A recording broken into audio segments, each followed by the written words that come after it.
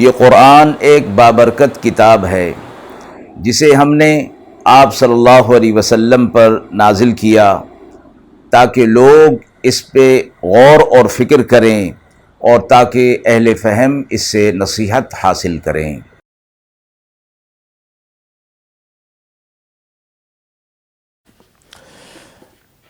بسم اللہ الرحمن الرحیم۔ السلام علیکم ورحمۃ اللہ وبرکاتہ۔ ناظرین کرام، درس قرآن مجید کے آج کے اس پروگرام میں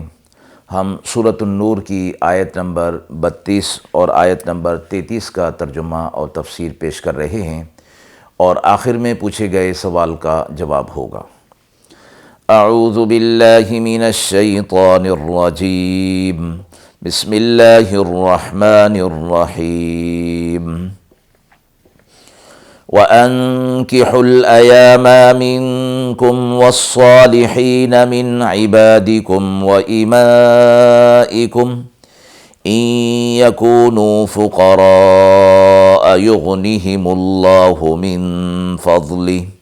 وَاللَّهُ وَاسِعٌ عَلِيمٌ۔ وَلْيَسْتَعْفِفِ الَّذِينَ لَا يَجِدُونَ نِكَاحًا حَتَّى يُغْنِيَهُمُ اللَّهُ مِنْ فَضْلِهِ وَالَّذِينَ يَبْتَغُونَ الْكِتَابَ مِمَّا مَلَكَتْ أَيْمَانُكُمْ فَكَاتِبُوهُمْ إِنْ عَلِمْتُمْ فِيهِمْ خَيْرًا وَآتُوهُمْ مِمَّا لِلَّهِ الَّذِي آتَاكُمْ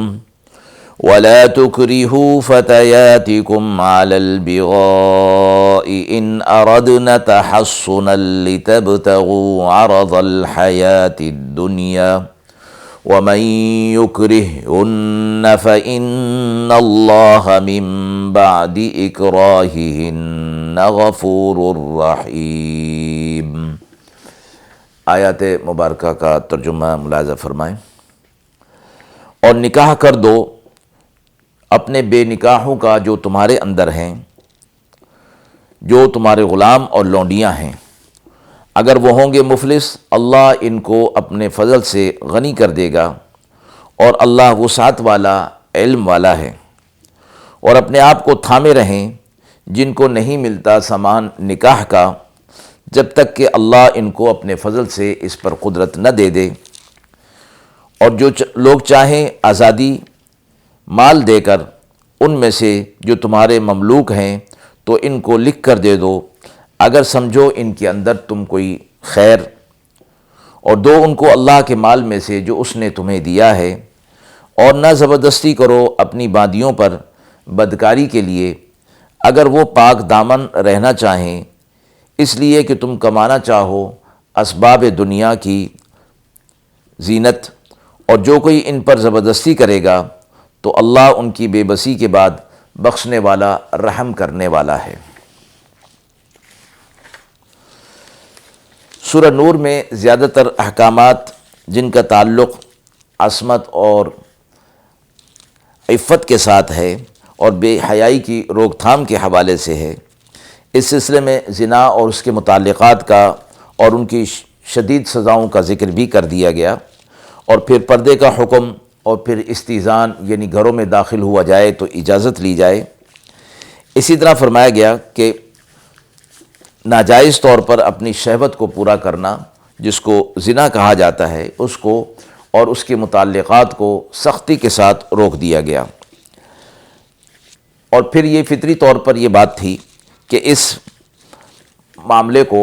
جائز طور پر پورا کرنے کا بھی کوئی طریقہ دے دیا جائے، اور اسی کا نام قرآن و سنت میں نکاح رکھا گیا ہے۔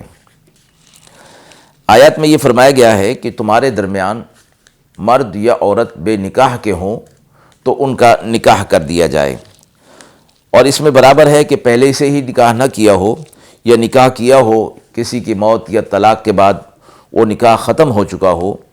تو ایسے مردوں اور عورتوں کے ولی کو حکم دیا گیا کہ وہ ان کے نکاح کا انتظام کر دیں اور ان کو بے نکاح نہ رہنے دیا جائے۔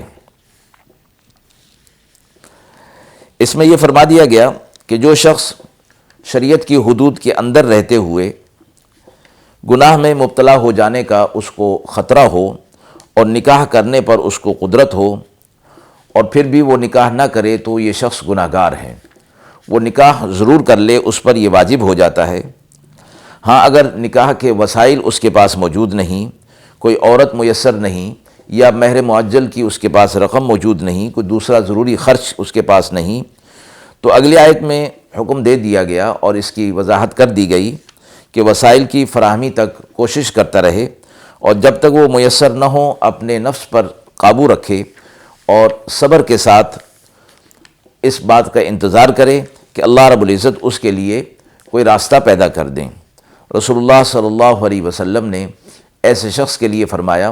کہ وہ اپنے نفس کو قابو رکھے اور مسلسل روزے رکھے، اس سے غلبہ شہوت کو سکون بھی مل جائے گا اور وہ قابو میں رہے گا۔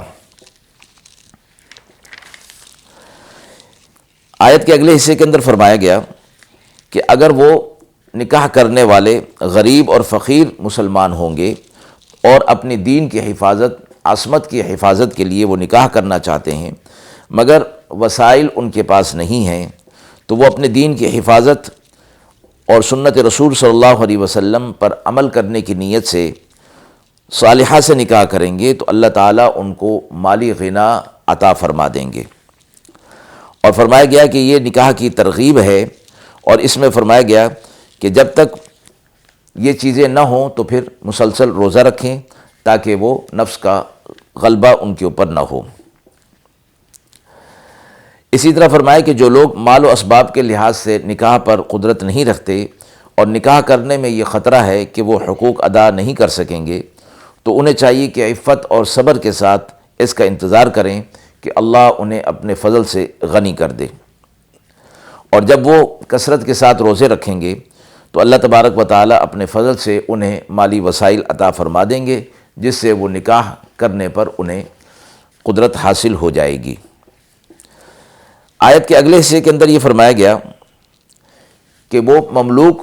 جو غلام آقا کے پاس ہیں، چونکہ وہ ان کی قید کے اندر ہیں، لہٰذا ان آقاؤں کو یہ حکم دیا گیا کہ اپنے مملوکوں کو نکاح کے سے نہ روکیں، یہ ان کے لیے بہتر ہے۔ اور دوسری بات یہ فرمائی گئی کہ اسی طرح یہ جو غلام ہیں اپنے آپ کو آزاد کرنا چاہیں اور پھر اپنے آقاؤں کو کچھ رقم دیں اور وہ ان پر راضی بھی ہو جائیں، تو ایک معینہ وقت کے اندر وہ رقم ادا کر دی جائے تو وہ غلام آزاد ہو جائیں گے، جس کو مکاتبت کا عمل کہا جاتا ہے۔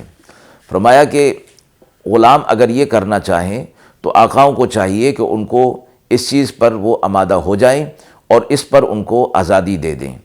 البتہ ایک شرط یہ رکھی گئی کہ وہ اس کے اندر خیر بھی دیکھتے ہوں، غلاموں کے اندر اس معاملے کی خیر بھی دیکھتے ہوں، اور اس خیر سے مراد یہ ہے کہ جتنی رقم کے دینے کی وہ پابندی کی بات کر رہے ہیں، وہ اتنی رقم کما بھی سکتے ہیں اور ادائیگی کر سکتے ہیں یا نہیں کر سکتے۔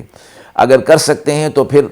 آقا ان کو اجازت دے دے، اور اگر نہیں کر سکتے اور پھر وقت کو ضائع کرنا ہوگا، جس سے آقا کا بھی نقصان ہے اور مملوک کا بھی نقصان ہوگا۔ اگلی بات یہ فرما دی،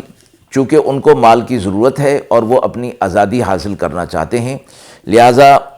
ان آقاؤں کو بھی اور عام مسلمانوں کو بھی یہ حکم دیا گیا کہ اللہ نے جو تمہیں مال دیا ہے اس میں سے ان کو مال دو تاکہ یہ اپنی آزادی حاصل کر سکیں۔ اور عام مسلمانوں کو کہا گیا کہ زکوٰۃ سے بھی ان کی مدد کی جا سکتی ہے اور دوسرے ذرائع سے بھی ان کی مدد کی جائے تاکہ یہ آزادی حاصل کر لیں۔ دوسرا حکم اس آیت میں ایک جاہلیت کی رسم کو مٹانے کے لیے دیا گیا، وہ یہ کہ آقا اپنی لونڈیوں کو اس بات پر آمادہ کرتے تھے کہ وہ زنا کاری کے ذریعے سے مال کما کر انہیں دیں۔ اسلام نے جب زنا پر سخت سزائیں جاری کی تو یہ ضروری تھا کہ اس رسم کو مٹانے کے لیے بھی خاص احکامات دیے جائیں۔ اس لیے فرمایا گیا کہ وہ لونڈیاں جو زنا سے بچتے ہوئے پاک دامن رہنے کا ارادہ کریں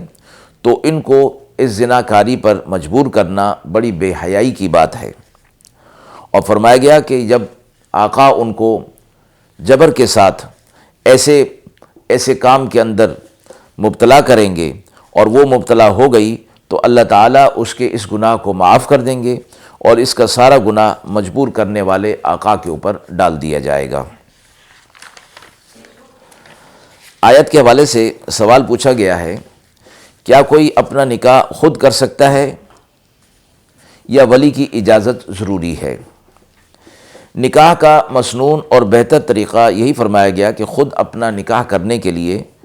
کوئی مرد یا عورت بلا واسطہ اقدام کے بجائے اپنے ولی کے واسطے سے یہ کام انجام دے۔ اس میں دین و دنیا کے بہت سے فوائد ہیں،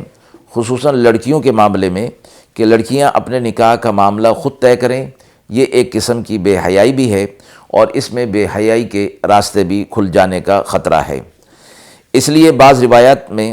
عورتوں کو خود اپنا نکاح بلا واسطہ ولی کرنے سے روکا گیا ہے۔ امام اعظم ابو حنیفہ رحمہ اللہ اور دوسرے دیگر ائمہ کے نزدیک یہ حکم ایک خاص سنت اور شرعی ہدایت کی حیثیت میں ہے۔ اگر کوئی بالغ لڑکی اپنا نکاح بغیر ولی کی اجازت کے اپنے کفو میں کر لے تو نکاح تو صحیح ہو جائے گا، اگرچہ خلاف سنت کرنے کی وجہ سے اسے ملامت کی جائے گی۔ وآخر دعوانا ان الحمد للہ رب العالمین۔